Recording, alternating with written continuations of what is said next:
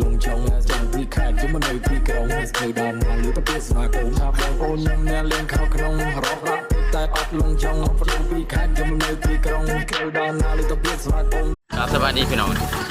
น้ำโมล่าพี่น้องจะทานน้ำหัวพ่อรถเดิมๆไปบ่ได้นี่แค่ในตลบแตง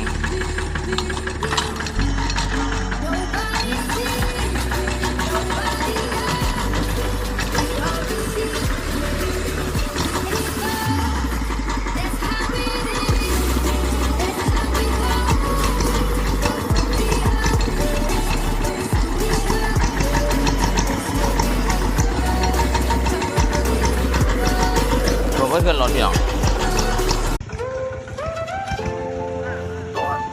ตามไป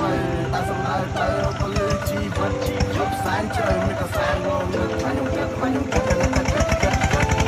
เรื่องเสียงเรื่องเรื่องต้องใส่เกย์กันจอยบอกกันตัวเฮียนทำการเรียกเธอเปลี่ยนเป็นร่างกายคนแล้วต้องเรียกน้องจักหัวพาจง